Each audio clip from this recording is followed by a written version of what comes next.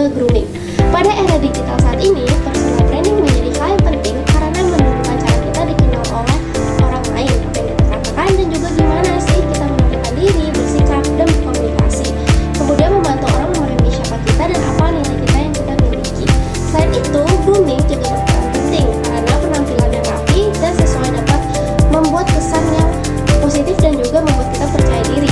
Kemudian, personal branding itu adalah proses membangun citra diri secara sadar dan konsisten agar orang lain mengetahui apa tujuan dan juga keunikan kita.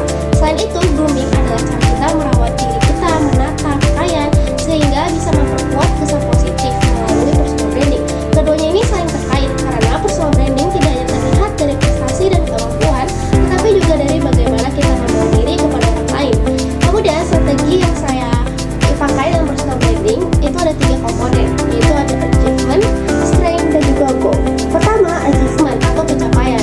Pencapaian yang saya tonjolkan dalam personal branding adalah pengalaman saya dalam bidang komunikasi, marketing, khususnya dalam pembuatan konten, kampanye, serta keterlibatan berbagai tugas akademik ataupun panitia yang berhubungan dengan pemasaran.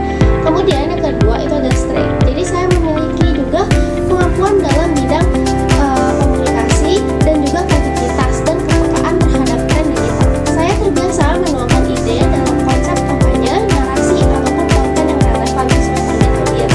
Saya juga mampu bekerja secara terstruktur, bertanggung jawab, dan juga bisa lebih percaya diri. Dan juga grooming, juga saya memiliki pakaian yang rapi supaya bisa memiliki kesan yang positif. Yang ketiga adalah goal. Tujuan personal branding saya adalah membangun citra diri sebagai individu yang kompeten di dunia komunikasi yang siap berkembang di dunia profesional, tapi juga memiliki pemikiran strategis dan mampu beradaptasi dengan perubahan. Oleh karena itu, setiap pencapaian, sikap, dan penampilan yang saya sampaikan juga terarah untuk mendukung tujuan jangka panjang.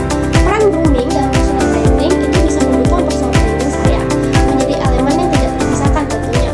Penampilan yang rapi, bersih, sesuai dengan situasi membantu membangun kesan profesional dan dapat meningkatkan kepercayaan orang lain, dan juga mencerminkan gimana saya menghargai diri saya dan lingkungan sekitar, sehingga personal branding yang saya sampaikan menjadi lebih kuat dan konsisten.